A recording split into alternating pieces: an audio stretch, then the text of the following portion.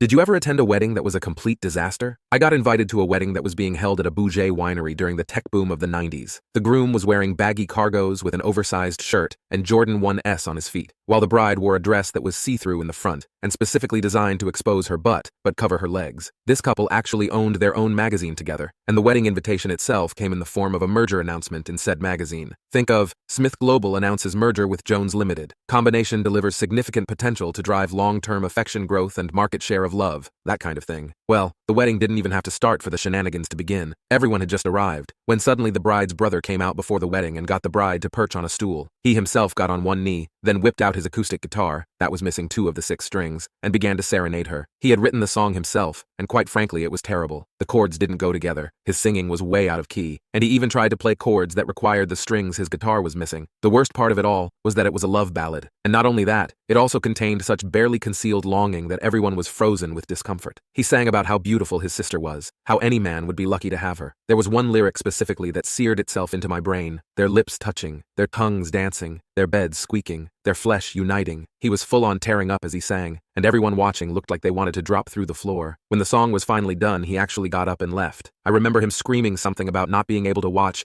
the love of his life marry someone else. And then the wedding came around. The ceremony itself wasn't that bad. I actually thought things might be picking up. It didn't last long and there were no more lurid songs from bride's bro. But then it ended, and the minister said, "And now, I ask each of you to reach under your chairs and take out the small white envelope you will find there. Each one contains a live monarch butterfly. We will release them into the air and let them soar free, as a symbol of the love these two have for each other." Everyone froze. Whoever had set up the area had put the envelopes on the chairs, not under the chairs. These envelopes were tiny and snow-white, and were placed on snow-white chairs. Of course no one saw them. Open-mouthed with horror, all the guests, me included, reached down underneath our buttocks and found the envelopes. We opened them apprehensively, and to no one's surprise, most of the butterflies were dead. They were squashed just like earlier the bride's brother's hopes and dreams had been. Fortunately, a good amount were alive. Unfortunately, the ones that were alive were probably wishing they were dead. It was like those nasty videos that make you go, "How the F is he alive?" That's what the living butterflies reminded me of. These poor butterflies had been sat on for the better part of 45 minutes, and considering a lot of the guests were of a considerable size, a lot of the butterflies really suffered. Never before in my life had I seen a butterfly with PTSD, but unfortunately, I now get to check that off my life bingo. I remember we all tried to release the butterflies, and watched in shock as these once beautiful and free but now mangled butterflies, missing a wing or some legs or a tail, flopped onto the ground and twitched out their remaining few minutes.